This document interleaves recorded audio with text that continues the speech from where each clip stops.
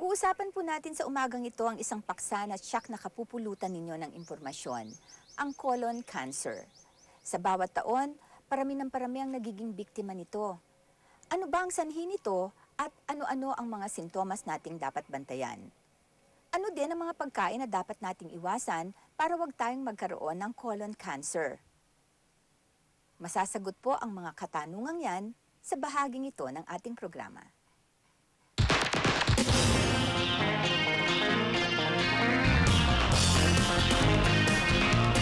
Ang colon cancer ay isang tumor. Ang hindi maganda sa colon cancer ay kung ikaw ay may simptomas, late na yan. Kaya kung meron kang bleeding sa pagdumi, ang dumi mo ay mauhog or lumalaki ang tiyan mo, nagsusuka ka, ang ibig sabihin nun, malaki na ang bukol sa loob ng colon mo. Kaya dapat, bago siya lumaki, magkaroon ka na ng screening procedures. Meron din po tayong mga bukol na nagsisimula as cancer kaagad. Ito yung may problema sa genetics niya, namanin niya. Ang colon cancer ay malaking factor dyan ang genetics ng isang tao. Kung ikaw ay may lahi ng colon cancer, malaki ang tsansa mo na magkaroon ng colon cancer din. Kaya ang nire-recommenda namin, kapag ikaw ay tumungtong na ng 50 years old, pumunta ka sa doktor mo, maaaring mag-digital rectal examination or mag-recommend ng colonoscopy or proctosigmoidoscopy para makita ang lining ng bituka. Habang ang pasyente ay tumatanda, mas mataas ang tsansa niya for colon cancer. Meron tayong paraan dyan, yung diagnostic procedures na pwede natin gawin. Pwede tayong magkaroon ng proctosigmoidoscopy, titingnan yung rectum mo, yung distal part of the colon. Meron din po tayong tinatawag na colonoscopy kung saan may instrumento na pinapasok sa iyong puwet.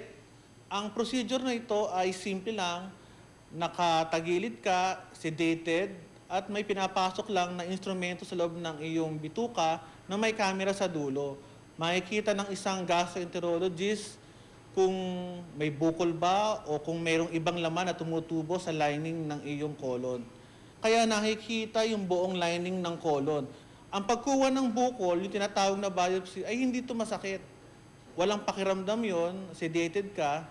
At pag kumuha ng specimen, kukurot yung biopsy forceps, hindi mo mararamdaman.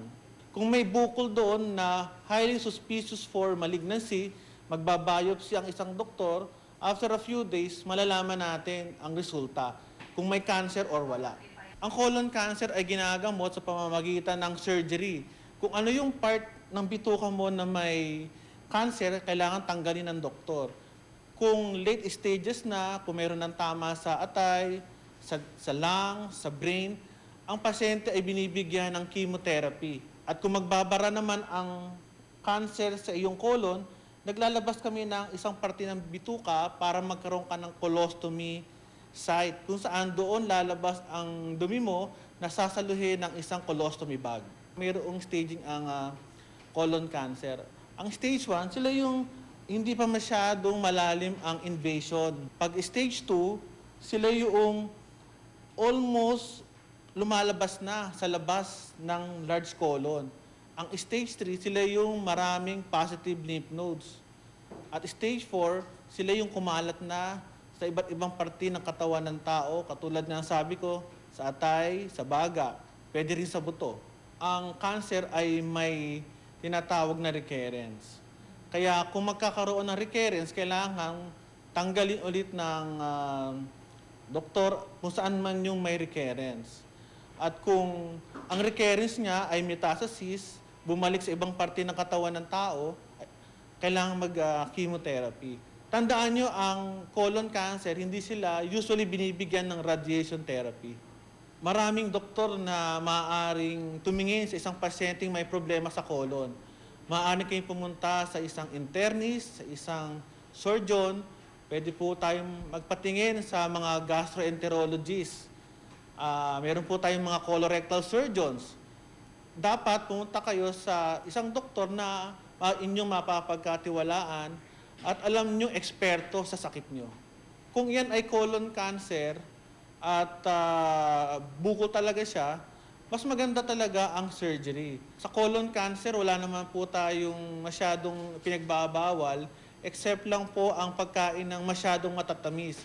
Dahil po ang sugar, siya po ang pagkain ng colon cancer. Kapag mataas ang iyong sugar sa iyong pagkain, yung pagkain na yun pumupunta sa mga cancer cells, sila ang nagtitrigger para dumami. At kung ikaw ay mahilig sa mga matatabang pagkain, meron kang exposure sa mga carcinogens, yung mga environmental factors na ito ay maaaring mag-produce ng cancer sa colon ng isang tao. Ang high fiber ng vegetables, siya ang nakakatulong sa lalaki at babae. Alam natin na kapag ang pagkain mo ay mataas sa fiber, ang pagdumi mo ay regular. Less ang tsansa ng mga carcinogens sa iyong dumi na kumapit sa iyong colonic lining. Kaya dapat ang pagdumi mo araw-araw. Kung pwede nga, twice a day, mas maganda.